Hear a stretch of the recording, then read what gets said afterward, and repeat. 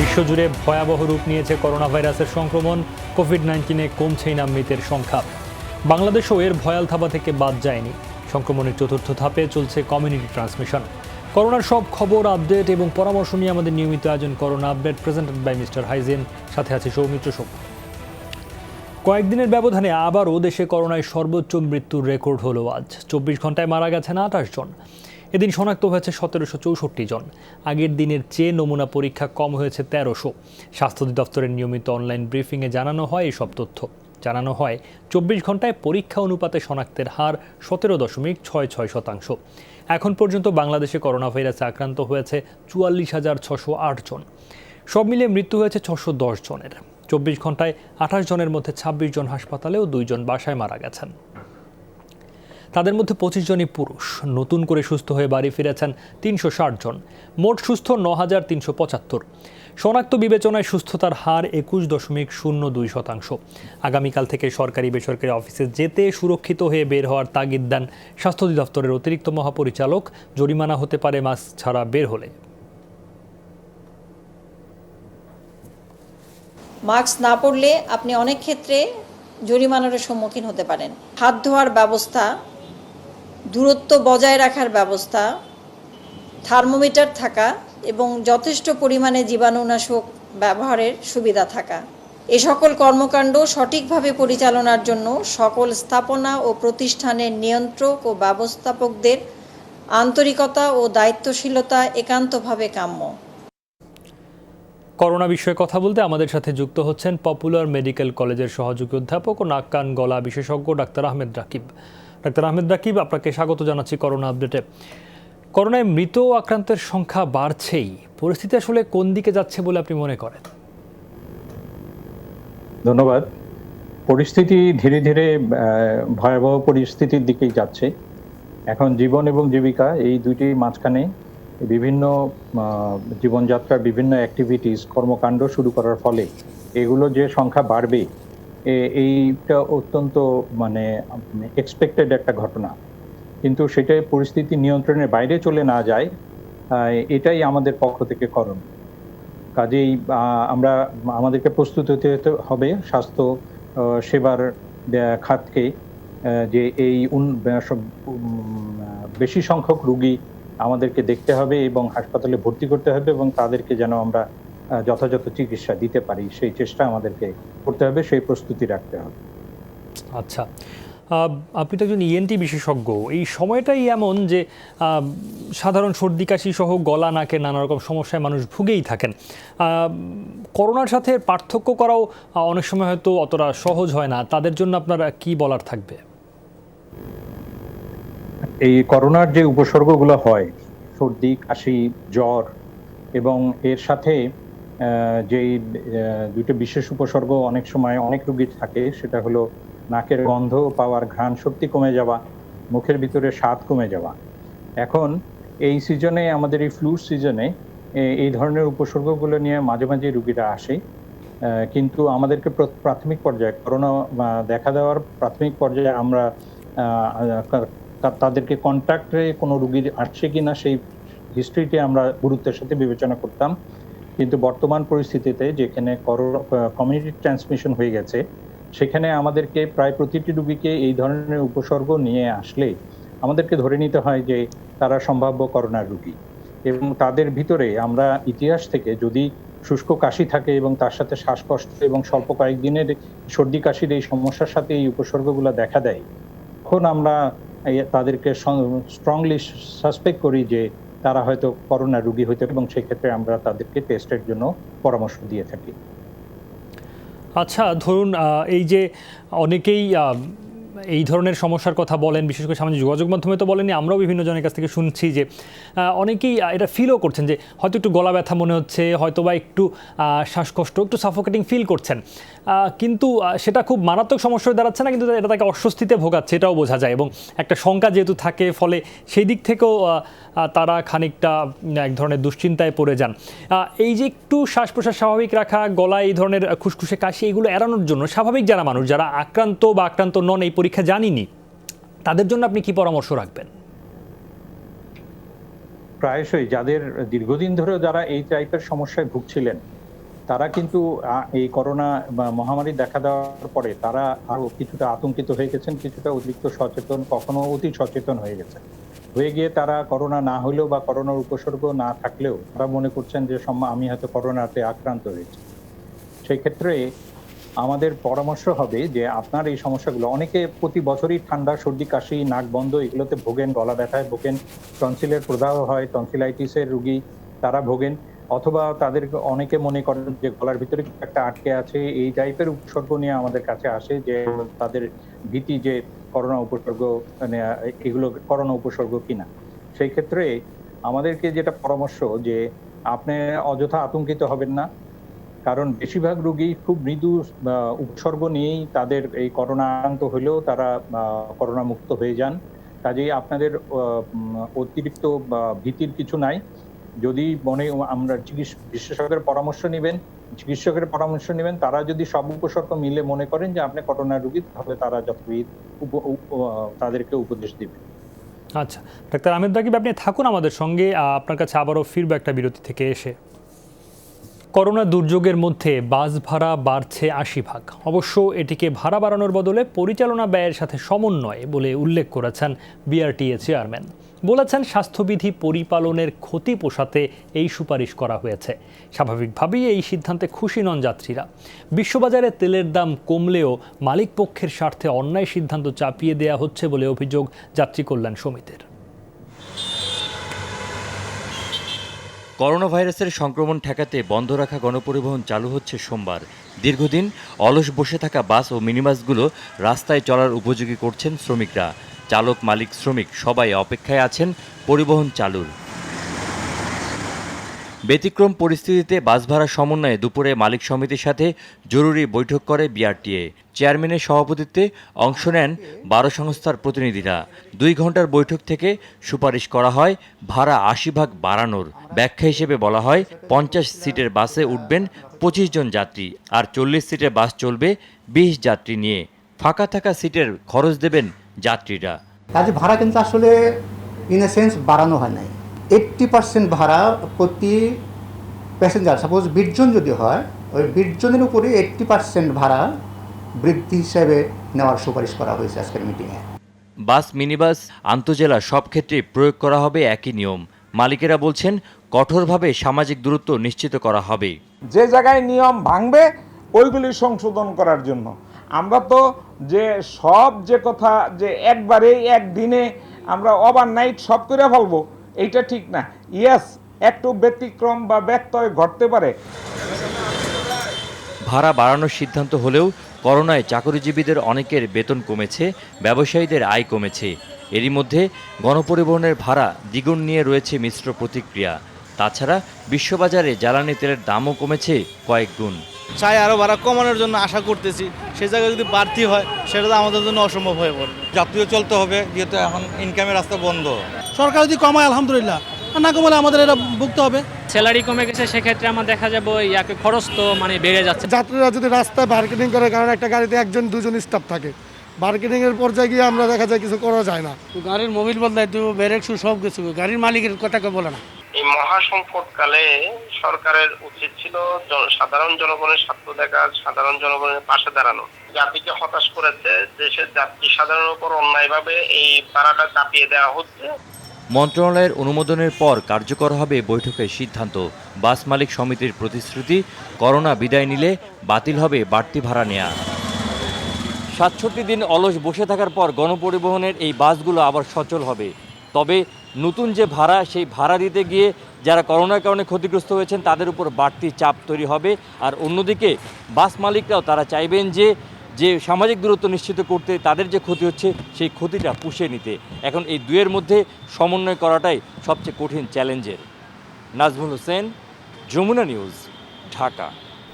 দেখছেন corona update presented by mister hygiene. একটা বিরতিতে যাচ্ছি, একটু পরেই ফিরছি, সাথেই থাকুন।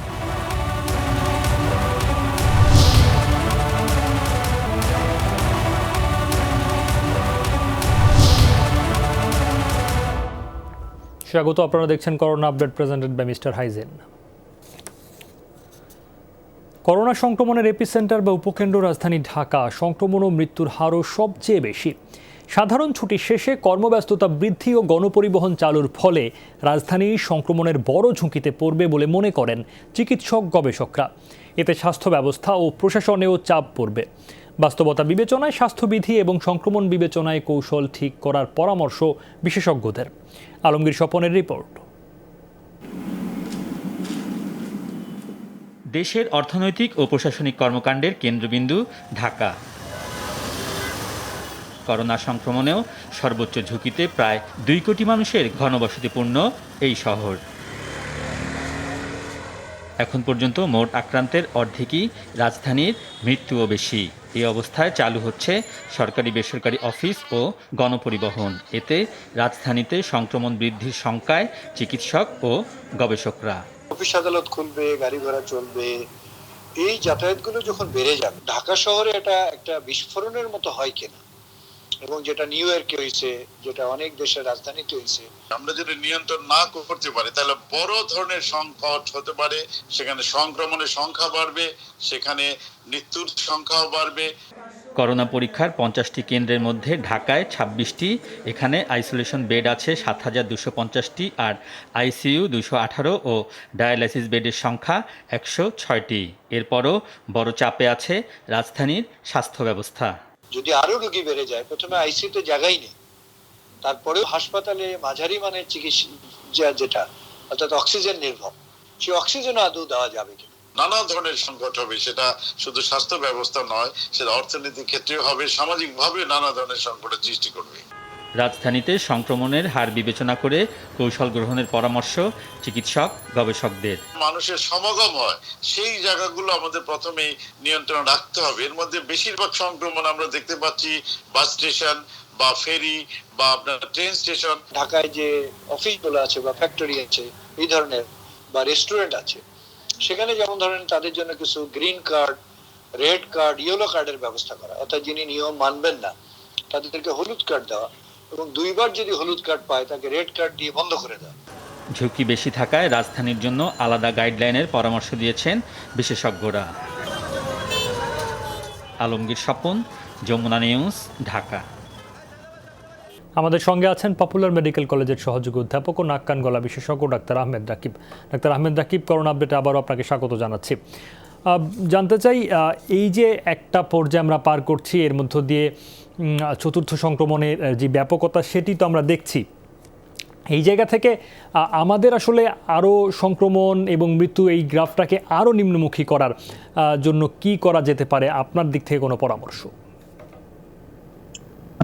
আমাদের এখন আমরা যে পর্যায়ে আছি এবং আমাদের যেভাবে আমাদের জীবনযাত্রা আমরা প্ল্যান করছি তাতে এবং সবকিছু খুলে দেওয়া হচ্ছে, এই পর্যায়ে সংক্রমণ এই মুহূর্তে কমে যাওয়ার কোনো সম্ভাবনা আমরা দেখছি না। এবং সম্প্রতি যে ঈদ পার হলো এবং ঈদে ঢাকা থেকে এবং ঢাকার বাইরে যে ব্যাপক জনগোষ্ঠীর যে যাতায়াত এবং এর ফলশ্রুতিতে যে সংখ্যা বৃদ্ধি হবে, আমাদেরকে এই জুন মাস সেইটার বৃদ্ধিটাই। কিন্তু ডাক্তার রাকিব, আপনি তো নিশ্চয়ই এটাও স্বীকার করবেন যে জীবনও তো চালাতে হবে, অনন্তকাল তো লকডাউন বা সাধারণ ছুটি চলতে পারে না, মানুষকে তো বের হতেই হবে। এই অবস্থায় বিকল্প কি আছে? এই অবস্থায় আমাদের যে সমস্ত স্বাস্থ্যবিধি আছে সেগুলো মেনে চলা, এবং যেহেতু কমিউনিটি ট্রান্সমিশন হয়ে গেছে এবং ব্যাপকভাবে সামাজিক অ্যাক্টিভিটি এবং অর্থনৈতিক অ্যাক্টিভিটি চলবে, সেই জন্য একেবারেই ব্যক্তিগত পর্যায়ে নিজের ব্যক্তিগত সুরক্ষা মেনটেন করা, এটাই হবে নিজেকে করোনা থেকে মুক্ত রাখবার একমাত্র উপায়। সেটার ভিতরে আমরা জানি যে ডিস্টেন্স মেনটেন করা, ফিজিক্যাল ডিস্টেন্স মেনটেন করা, এবং নিয়মিত হাত ধোয়া এবং স্যানিটাইজার ইউজ করা, এবং সর্দি কাশির যদি কোনো থাকে এবং অলওয়েজ মাস্ক পরে বাইরে যাওয়া এবং ব্যক্তিগত সুরক্ষাগুলো নিশ্চিত করা। এইভাবেই আমরা শুধুমাত্র নিজেকে এই মুহূর্তে বাঁচিয়ে রাখতে পারবো। আদারওয়াইজ এই সংক্রমণ বৃদ্ধি পাবেই, এটা জনস্বাস্থ্য বিশেষজ্ঞদের একটি নিশ্চিত আশঙ্কা।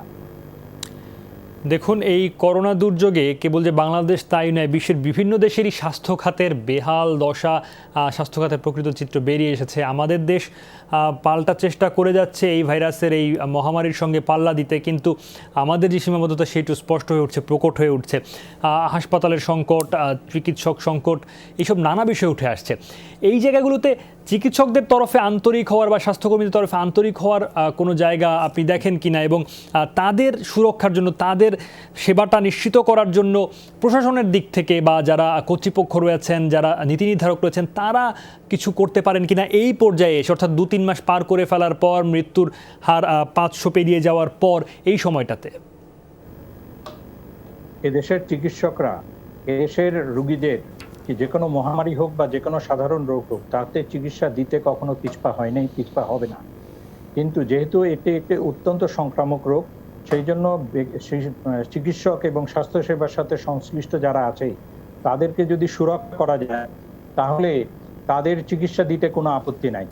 এখন সম্প্রতি যে আদেশটি জারি হয়েছে যে সব হাসপাতালে কোভিড রোগী এবং নন কোভিড রোগী তার সবাইকে চিকিৎসা দিতে হবে, এখন আমাদেরকে সরকারি পর্যায়ে, বেসরকারি পর্যায়ে সবাইকে অত্যন্ত সুচিন্তিতভাবে আমাদেরকে সেই প্রস্তুতিটুকু নিয়ে ফেলতে হবে, কারণ সময় খুব দ্রুত ফুরিয়ে যাচ্ছে। যেন তাদের স্বাস্থ্যসেবার সাথে জড়িত ব্যক্তিবর্গকে যথেষ্ট সুরক্ষা দিয়ে আমাদেরকে এই বেশি সংখ্যক রোগীর আমরা চিকিৎসা দিতে পারি, তাদের কাছে যেতে পারি, তাদের সেবা করতে পারি। কাজেই সেই সুরক্ষা সামগ্রী যদি দেওয়া যায় তাহলে চিকিৎসকরা চিকিৎসা দিতে কখনোই পিছপা নয়। যেমন আজকে আমাদের প্রতিবেদন হয়েছে যে বেসরকারি হাসপাতালগুলোর সারা একটু কম পাওয়া যাচ্ছে চট্টগ্রামে, এবং সেই দিক থেকে চট্টগ্রামে কিন্তু বেসরকারি হাসপাতালগুলোর ব্যাপারে হুঁশিয়ারিও উচ্চারণ করেছেন সেখানকার যারা কর্তা ব্যক্তিরা রয়েছেন, বিভাগীয় কমিশনার, মেয়র, তারা ছিলেন একটি সমন্বয় সভায়। অর্থাৎ বেসরকারি হাসপাতালগুলোকে এখনও পুরোপুরি পাওয়া যাচ্ছে না বা সেখানেও নানা রকম জটিলতা। আপনি বলছেন যে সব মিলিয়ে এই চিকিৎসা খাতের এই সংকটগুলোর দিকে আপনি বেশ কয়েকটি পরামর্শও রাখলেন, কিন্তু মানে এটি তো কেবল অল্প কয়েকটি হাসপাতালে, অল্প কয়েকটি সরকারি চিকিৎসা কেন্দ্রে বা 2-1টি বেসরকারি হাসপাতালে এইভাবে চিকিৎসা দেওয়ার মতো জায়গা এখন আর নেই, এবং সামনের দিন আপনি যেই সংখ্যা প্রকাশ করছেন অর্থাৎ চিকিৎসার পরিধিও নিশ্চয়ই আরও বাড়াতে হবে, সেটি আরও প্রত্যন্ত পর্যায়ে, উপজেলা পর্যায়ে এমন জায়গায় নিশ্চয়ই নিতে হবে। সেই জন্য আসলে কি করা যেতে পারে? ব্যাপার হচ্ছে যে বেসরকারি পর্যায়ে চিকিৎসা ব্যয় বাংলাদেশে সবসময় সরকারি হাসপাতালের চেয়ে বেশি, এবং যেহেতু এগুলো ব্যক্তি মালিকানাধীন প্রতিষ্ঠান, সেই জন্য তাদের এই ব্যয়ভার ব্যক্তিগত পর্যায়ে একজনের পক্ষে এই ব্যয় নির্বাহ করা তাদের পক্ষে সম্ভব না। কিন্তু এটাও বাস্তবতা যে বাংলাদেশের মোট রোগীদের একটি ব্যাপক সংখ্যক ব্যাপক অংশকে আমরা বেসরকারি খাতের মাধ্যমে চিকিৎসা দিয়ে থাকি। তো সেই জন্য তাদেরকে উদ্বুদ্ধ করতে হবে, এবং তাদের যদি ব্যয় কিছুটা শেয়ার করা যায়, সরকারের পক্ষ থেকে কিছু প্রণোদনা দেওয়া যায়, তাদেরকে কিছু সহযোগিতা করা যায়, তাহলে আমার মনে হয় যে সারা বছর বা এই প্রতিষ্ঠা কাল থেকেই তারা যে ব্যাপক অংশগ্রহণ করে আসছে চিকিৎসা ব্যবস্থায়, সেখান থেকে তারা পিছনে চলে যাবে সেরকম হবে না, কারণ তাদেরও সুনামের প্রশ্ন এটার সাথে জড়িত। কাজেই আমরা মহামারী হলে বেসরকারি প্রতিষ্ঠানগুলো যে পিছনে চলে যাবে, তাদের সেবা দিতে অস্বীকৃতি জানাবে, যদি তাদেরকে যথেষ্ট সাপোর্ট দেওয়া যায় তাহলে এই মহামারীকালে তারা অবশ্যই এই ব্যাপক বেশি সংখ্যক রোগীর কিছু অংশ তারা ব্যয় তার বোঝাটা অবশ্যই তারা বহন করবে, এবং তাদের অতীতের মতোই তাদের সহযোগিতা এবং তাদের সেই দায়িত্ব পালন করবে বলে আমি মনে করি। আচ্ছা, আপনাকে ধন্যবাদ ডাক্তার আহমেদ রাকিব আমাদেরকে সময় দেওয়ার জন্য। দেখছেন corona update presented by mister hygiene. আবার একটা বিরতিতে যাচ্ছি, একটু পরেই ফিরছি, সাথেই থাকুন।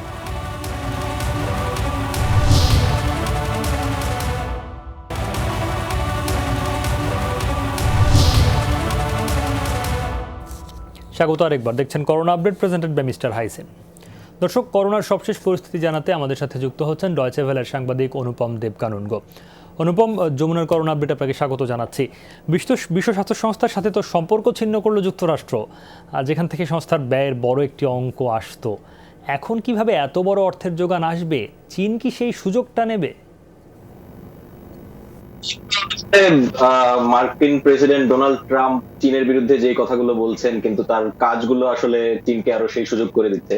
এখানে তো অবশ্যই চীনের একটি বড় সুযোগ তৈরি হলো, যদিও ইউরোপীয় ইউনিয়ন অনেকদিন ধরেই চেষ্টা করছে যে তারা যদি কোনো কারণে মার্কিন যুক্তরাষ্ট্রের সঙ্গে বিশ্ব স্বাস্থ্য সংস্থার এই ধরনের পরিস্থিতি সৃষ্টি হয়, তাহলে ইউরোপীয় ইউনিয়ন কিভাবে সেই ঘাটতি যে ফান্ডটি রয়েছে সেটি পোষাবে, এই নিয়ে দীর্ঘদিন ধরে আলোচনা চলছে। কিন্তু তারপরও চীনের জন্য একটি সুযোগ থেকে যায়। তবে আশঙ্কার বিষয় হচ্ছে যে এর ফলে এখন মহামারী চলা অবস্থায়, যেহেতু ভ্যাকসিন নিয়ে নানা ধরনের গবেষণা চলছে, ওষুধ নিয়ে নানা ধরনের গবেষণা চলছে, বিশ্ব স্বাস্থ্য সংস্থা কিন্তু কিছুদিন আগে যে ওয়ার্ল্ড কনফারেন্স ছিল, সেই কনফারেন্সেও বারবার সবাইকে বলছিল যে এই জন্য আরো বেশি টাকা প্রয়োজন, যেই ফান্ডটি তাদের স্বাভাবিকভাবে থাকে তার চেয়ে অনেক বেশি ফান্ড দরকার। তো সেই ক্ষেত্রে মার্কিন যুক্তরাষ্ট্রের মতো একটি বড় অংশীদার তাদের সাথে সম্পর্ক ছিন্ন করা এখন সেটি হুমকির মুখে পড়ল। মার্কিন বিজ্ঞানীরাও কিন্তু এটি নিয়ে খুব একটা খুশি এটা বলা যাবে না, একেবারেই খুশি না। এবং medical association, American medical association, American paediatric association, তারা তো রীতিমতো কাণ্ডজ্ঞানহীন আচরণ বলছেন এটিকে। কারণ এখন বিশ্ব স্বাস্থ্য সংস্থার কোনো ধরনের সহযোগিতা কিন্তু আমেরিকাও পাবে না। এটা দুই পক্ষের মধ্যে সম্পর্ক ছিন্ন হয়ে গেল। সুতরাং মার্কিন যুক্তরাষ্ট্র এখন যদি বিশ্ব স্বাস্থ্য সংস্থার অধীনে অন্য কোনো দেশ বা অন্য কোনো প্রতিষ্ঠান ভ্যাকসিন আবিষ্কারের দিকে এগিয়ে যায়, সেই ক্ষেত্রে আমেরিকার ক্ষেত্রেও সমস্যা তৈরি হবে। তারাও হয়তো পর্যাপ্ত যে ডেটাগুলো আছে, যে সহযোগিতা আছে সেটি পাবেন না। ফলে এটি আসলে খুব বাজে একটি বিষয় হলো। আর এদিকে করোনা মোকাবেলার ভ্যাকসিন ওষুধের লেনদেনে একটি একক নীতিমালা গ্রহণ করেছে সংস্থাটির ৩৭ সদস্য রাষ্ট্র। এতে কি কি সুবিধা পাওয়া যাবে? ফলে আসলে দীর্ঘদিন ধরে এই নিয়ে আলোচনা চলছে যে কোনো একটি রোগ যদি ছড়িয়ে পড়ে, সেটি আসলে ইবোলার সময় থেকেই আলোচনা চলছিল, যখন পুরো পৃথিবী জুড়ে আক্রান্ত হয়ে যাবে কোনো একটি রোগে মানুষ, তখন পৃথিবীর এক প্রান্তে যদি ভ্যাকসিন আবিষ্কার হয়, সেই ওষুধটি বিশেষ করে যারা দরিদ্র রাষ্ট্র আছে এবং তুলনামূলক উন্নয়নশীল দেশ, সেই উন্নয়নশীল এবং অনুন্নত দেশগুলোতে আসলে কিভাবে ভ্যাকসিন পৌঁছাবে, সেই ক্ষেত্রে বড় একটি কাঠামো দরকার যাতে সবার কাছে সমানভাবে পৌঁছায়। সেখানে বড় একটি অর্থের ব্যাপার রয়েছে, যাতে একই সঙ্গে 700 কোটি মানুষ, এটা তো আসলে মুখের কথা না, 700 কোটি মানুষের জন্য 700 কোটি ভ্যাকসিন দরকার। তো সেই ক্ষেত্রে পৃথিবীর কিভাবে কাজ করা যায় এটা নিয়ে আলোচনা চলছিল। এতদিন ধরে সেপি নামে একটি সংস্থা ছিল, 2006 সাল থেকে চালু হয়েছে সেটি, তারা এককভাবে চেষ্টা করছিলেন। কিন্তু এখন বিশ্ব স্বাস্থ্য সংস্থা এই জিনিসটা করতে পারায় আসলে পুরো পৃথিবীকে একটি ছাতার নিচে নিয়ে আসার একটি সম্ভাবনা দেখা গেল। এবং আরো যত বেশি দেশ সেটাই সংযুক্ত হবে, তত আরো বেশি আশার আলো তৈরি হবে। এবং বৈশ্বিক মহামারীর মুখে এটি সত্যি একটা আশার আলো বলতেই হয়। অনুপম, ধন্যবাদ আপনাকে আমাদের সঙ্গে যুক্ত হওয়ার জন্য। কাল থেকে স্বাস্থ্যবিধি মেনে চালু হচ্ছে ট্রেন ও লঞ্চ। 8টির মতো ট্রেন প্রথম দিন থেকেই অর্ধেক যাত্রী নিয়ে চলবে। ওদিকে দক্ষিণের জেলাগুলোর জন্য কাল থেকে শুরু হচ্ছে লঞ্চ চলাচল। সামাজিক দূরত্ব মানাতে তৎপর থাকবে প্রশাসন, তবে ভাড়া না বাড়িয়ে অর্ধেক যাত্রী নিয়ে লঞ্চ চালালে লোকসান হবে বলে আশঙ্কা নৌযান ব্যবসায়ীদের। 2 মাসেরও বেশি সময় পর সচল হচ্ছে যাত্রীবাহী রেল যোগাযোগ। রবিবার থেকে 8টি ইন্টারসিটি ট্রেন চলবে দেশের নানা গন্তব্যে। নেওয়া হবে অর্ধেক যাত্রী। তারপরেও ভাড়া বাড়বে না। ট্রেন চালাতে স্বাস্থ্যবিধি সহ মোট 24 দফা নির্দেশনা দিয়েছে কর্তৃপক্ষ। যাত্রী ও রেলকর্মীদের মাস্ক পরা বাধ্যতামূলক।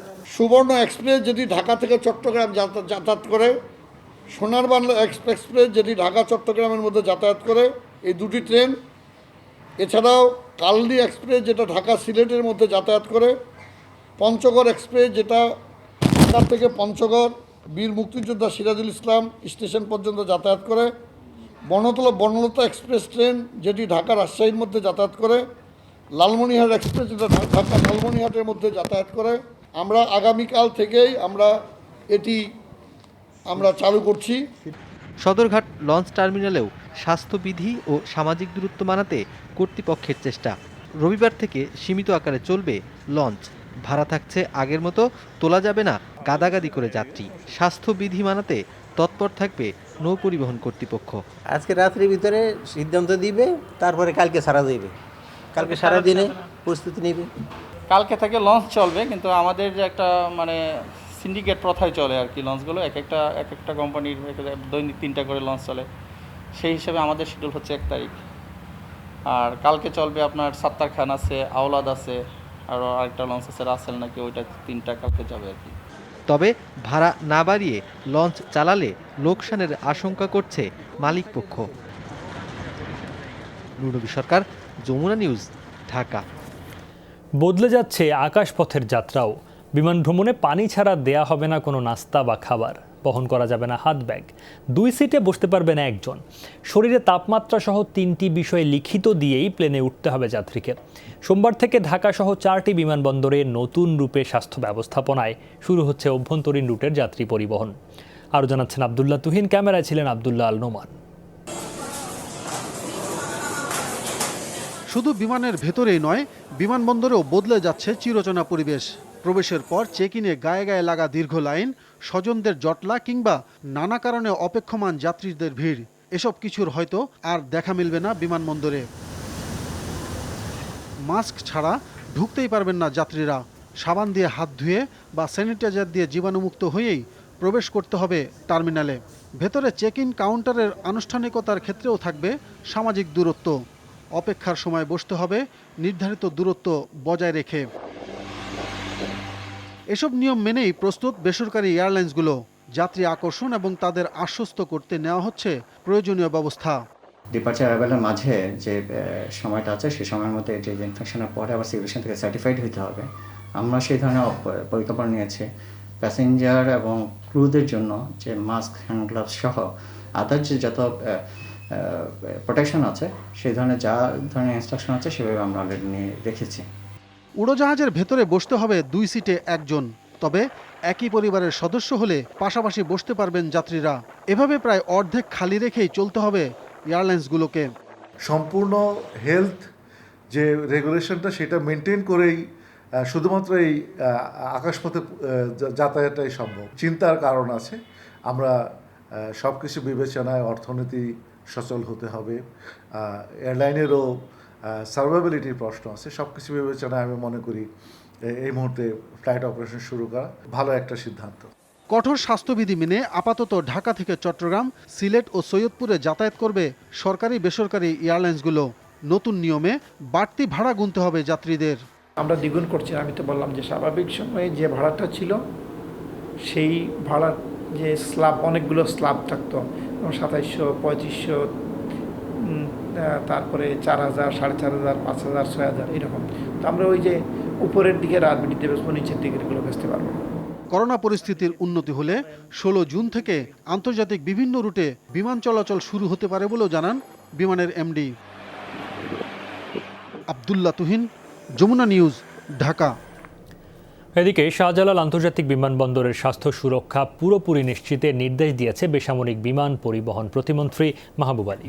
দুপুরে সচিবকে সাথে নিয়ে বিমানবন্দরের সার্বিক ব্যবস্থাপনা ঘুরে দেখার সময় প্রতিমন্ত্রী এই নির্দেশ দেন। টার্মিনাল 3-র কাজের অগ্রগতি দেখার পর অভ্যন্তরীণ টার্মিনাল পর্যবেক্ষণ করেন মাহবুব আলীর নেতৃত্বে একটি দল। নতুন সুরক্ষা ব্যবস্থাপনা দেখে আরও কিছু নির্দেশনা দেন প্রতিমন্ত্রী। স্বাস্থ্যবিধি মানার ক্ষেত্রে কোনোভাবে যেন যাত্রীরা হয়রানির শিকার না হন সে বিষয়ে কর্মকর্তাদের সতর্কও করেন তিনি। দেখছেন corona update presented by mister hygiene. একটা বিরতিতে যাচ্ছি, আবারও একটু পরে ফিরছি, সাথেই থাকুন।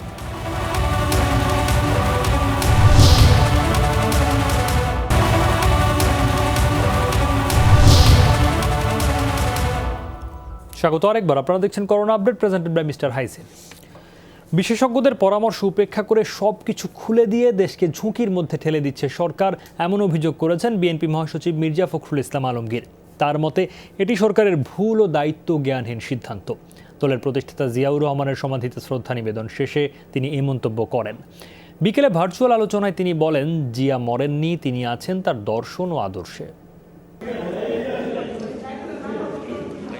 ৩৯তম মৃত্যুবার্ষিকীতে বিএনপির প্রতিষ্ঠাতা সাবেক রাষ্ট্রপতি জিয়াউর রহমানের সমাধিতে শ্রদ্ধা জানান মহাসচিব মির্জা ফখরুল ইসলাম আলমগীর। সাথে ছিলেন দলের সিনিয়র নেতারা। পরে মহাসচিব সাংবাদিকদের বলেন, করোনা মোকাবেলায় সরকার পুরোপুরি ব্যর্থ। তাদের ভুল ও দায়িত্বহীনতার ফল ভোগ করছে জনগণ। বিশেষজ্ঞরা পরামর্শ দিয়েছেন যে এখন এই মুহূর্তে একবারে একসাথে খোলা উচিত হবে না সবকিছু। সেক্ষেত্রে তারা তাদের কথা না শুনে তারা সবকিছু একসাথে খুলে দিয়ে আজকে আরো বড় একটা হুমকির মুখে আমরা গোটা জাতি পড়ে গেছি। ফখরুল অভিযোগ করেন, সরকারকে বিএনপি পরামর্শ দিলেও তারা তা গ্রহণ করেনি, উল্টো তিরস্কার করেছে। বিকেলে ভার্চুয়াল আলোচনার আয়োজন করে বিএনপি। অংশ নেন স্থায়ী কমিটির সদস্যসহ সিনিয়র নেতারা। তারা বলেন, মুক্তিযুদ্ধের ইতিহাস থেকে জিয়াউর রহমানের অবদান মুছে ফেলতে ষড়যন্ত্র করছে সরকার। শহীদ রাষ্ট্রপতি জিয়া রহমান স্বাধীনতা ঘোষণা দিয়েছিলেন, দিয়ে এমন একটা বিশাল অপরাধ করে ফেলেছেন যে আওয়ামী লীগের কিছু চিন্তাই করে নিয়েছেন। মহানায়ককে আজকে ইতিহাস থেকে মুছে ফেলা বৃহত্তম চক্রান্ত। শহীদ প্রেসিডেন্ট জিয়াউর রহমানের অবদান কোনো জায়গায় বসবে না। Minus Zia, BNP will be equal zero. তিনি মানুষকে বাঁচানোর জন্য সারা দুনিয়ার কাছে হাত পেতেছেন। নিজে টেলিফোন করেছেন, মন্ত্রীদের পাঠিয়েছেন, নগদ টাকার ব্যবস্থা করেছেন, কিন্তু একটা মানুষকে তিনি মরতে দেন। মির্জা ফখরুল ইসলাম আলমগীর বলেন, নৈরাজ্যকর পরিস্থিতির মধ্যে দেশকে টেনে তুলেছিলেন জিয়া। শহীদ প্রেসিডেন্ট জিয়াউর রহমান একটা সম্পূর্ণ বিশৃঙ্খল অবস্থার মধ্য দিয়ে একটা নৈরাজ্যকর পরিস্থিতি থেকে তিনি বাংলাদেশকে টেনে তুলেছেন। বিএনপির মহাসচিবের মতে, জিয়াউর রহমান জাতীয়বাদের যে শক্তি বিলিয়ে গেছেন, জাতি তা চিরদিন মনে রাখবে। নাজমুল সাইদ, যমুনা নিউজ, ঢাকা। বিশ্বজুড়ে করোনা ভাইরাসে আরও প্রায় 5,000 মানুষের মৃত্যু হয়েছে। মোট প্রাণহানি 3,67,000-এর বেশি। সংক্রমণ 61,65,00,000। 24 ঘন্টায় আরও 1,00,000-এর মতো মানুষের শরীরে নতুনভাবে শনাক্ত হয়েছে কোভিড-19। একদিনে আরও 1200-র বেশি মানুষের প্রাণহানি দেখল যুক্তরাষ্ট্র। নতুন শনাক্ত আরও 25,000। মৃত্যুর সংখ্যায় স্পেনকে টপকে গেছে ব্রাজিল।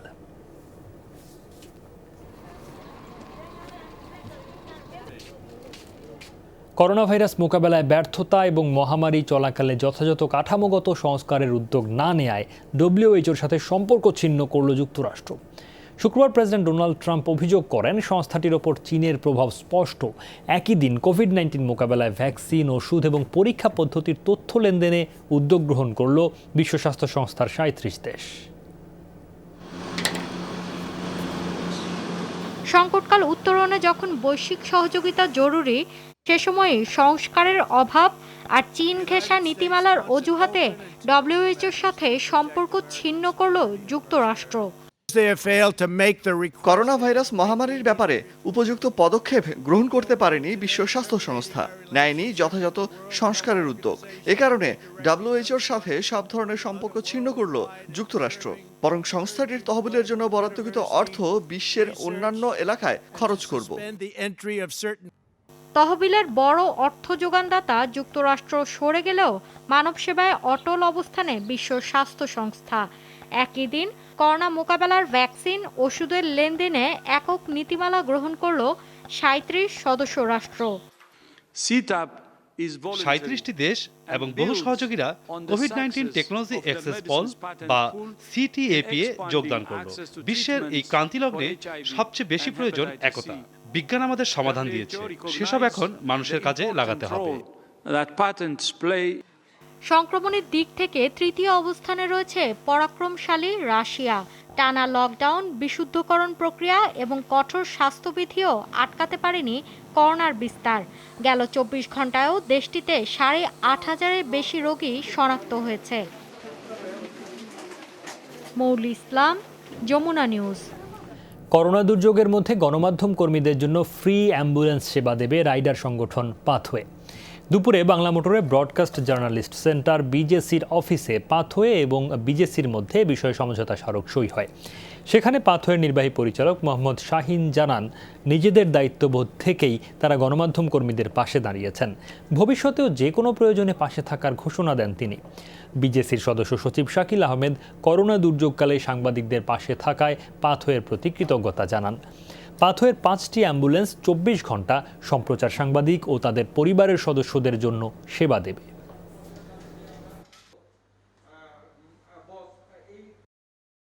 আমরা সবসময় গণমাধ্যম কর্মীদের পাশে ছিলাম, আগামীতে গণমাধ্যম পাশে থাকব। যখনই আমাদের প্রয়োজন হবে তখনই আমরা গণমাধ্যম কর্মীদের ছুটে যাব, আমাদের সেবকরা সেবা দিবে। কেবল সংগঠন বলে করছেন এরকম নয়, তারা বেটার হিউম্যান। তারা এমন মানুষ আমরা অনেক কম পেয়েছি। তারা আমাদের জন্য 5টা অ্যাম্বুলেন্স ডেডিকেটেড করে রেখেছেন। গণমাধ্যম কর্মী, বিশেষ করে সম্প্রচার সাংবাদিক এবং তাদের পরিবারের সদস্যরা যেখানে আক্রান্ত হবেন, পাথওয়ে অ্যাম্বুলেন্স সার্ভিস তাদের জন্য উন্মুক্ত থাকবে এবং সেবা যখন চাইব তখন আমরা পাব। স্বাস্থ্যবিধি মেনে এখনই বাফুফের নির্বাচন সম্ভব না বলে মনে করেন বাংলাদেশ জেলা ও বিভাগীয় ফুটবল অ্যাসোসিয়েশনের সভাপতি তরফদার রুহুল আমিন। একই সাথে এই করোনা মহামারীকালে বাফুফে মন গড়া নির্বাচন দিলে আইনি ব্যবস্থা গ্রহণের হুমকিও দিয়েছেন BDDF-এর সভাপতি। করোনা প্রাদুর্ভাবের আগে বাফুফের নির্বাচন হবার কথা ছিল 20 এপ্রিল। সেখান থেকে পিছিয়ে অনির্দিষ্টকালের জন্য তা স্থগিত করা হয়। এ বিষয়ে অবগত করা হয়েছে FIFA AFC-কেও। কিন্তু সম্প্রতি ঘোষণা আসে, লকডাউন উঠে গেলে মাঠের খেলার আগে হবে বাফুফের নির্বাচন। একই সাথে অনলাইনে হবে নির্বাচন, এমন কথা প্রচার হবার পর প্রতিবাদ জানিয়েছেন বাংলাদেশ জেলা ও বিভাগীয় ফুটবল অ্যাসোসিয়েশনের সভাপতি তরফদার রুহুল আমিন। নির্বাচনে কাউন্সিলরদের বৈধতা যাচাই বাছাই কমিটি নিয়েও রয়েছে প্রশ্ন। এই কমিটির সকল সদস্যই বাফুফের বর্তমান কমিটির সদস্য, তাই এই কমিটি ভেঙে নতুন যাচাই বাছাই কমিটি করার দাবি জানান তিনি। না হলে আইনানুগ ব্যবস্থা নিতে বাধ্য হবেন বলে জানান তরফদার রুহুল আমিন। একটি ইন্ডিপেন্ডেন্ট একটা লোকজনকে দিয়ে এই কমিটিটা করা উচিত, করতে হবে। তা না হলে এই বিষয়টা নিয়ে আমরা কিন্তু আইনগতভাবে যত রকম যে ব্যবস্থা নেওয়া দরকার, বাংলাদেশ জেলা বিভাগীয় ফুটবল অ্যাসোসিয়েশন এবং বাংলাদেশ ফুটবল ক্লাব অ্যাসোসিয়েশন এই ব্যাপারে কিন্তু আইনগত ব্যবস্থা আমরা গ্রহণ করব। এদিকে সরকার প্রদত্ত নির্দেশনা না মেনে এই নির্বাচন করলে তা স্বাস্থ্যবিধি অমান্য করা হবে বলে জানান তরফদার রুহুল আমিন। গভর্নমেন্ট কিন্তু বলে না একদম ফুল ওপেন, সীমিত আকারে চালু হবে এবং সেখানে বলা হয়েছে যে কোনো রকম কোনো গ্যাদারিং করা যাবে না, কোনো সমাবেশ করা যাবে না, কোনো কিছু করা যাবে না, সীমিত আকারে। তো সীমিত আকারের ভিতরে নির্বাচন করা যাবে কিনা এটা তাদেরকে জাজমেন্ট করতে হবে। অলক হাসান, যমুনা স্পোর্টস, ঢাকা। সামাজিক দূরত্ব বজায় রেখে জাতীয় সঙ্গীত গাওয়া আর ট্রফি নিয়ে উদযাপনের নতুন দৃষ্টান্ত রাখল অস্ট্রিয়া। শুক্রবারের অস্ট্রিয়ান কাপ ফুটবল ফাইনালে দেখা মিলল এমনই এক দৃশ্যের। ম্যাচ শুরুর আগে গোটা মাঠে ছড়িয়ে ছিটিয়ে দাঁড়িয়েছিলেন দুই ফাইনালিস্ট সালজবুর্গ আর অস্ট্রিয়া লুটেনুয়ার ফুটবলাররা। অবশ্য ম্যাচ শুরুর পর বেশ দাপট ছিল দেশের অন্যতম সেরা ক্লাব সালজবুর্গের। গোল বন্যায় শেষ পর্যন্ত 5-0 গোলের জয় নিয়ে মাঠ ছাড়ে সালজবুর্গ। ফাইনালে চ্যাম্পিয়ন সালজবুর্গের উদযাপনও ছিল শারীরিক দূরত্ব বজায় রেখে। যেখানে শুধু অধিনায়কের হাতে ছিল ট্রফি, বাকিরা উল্লাস করেছেন দূরে থেকে।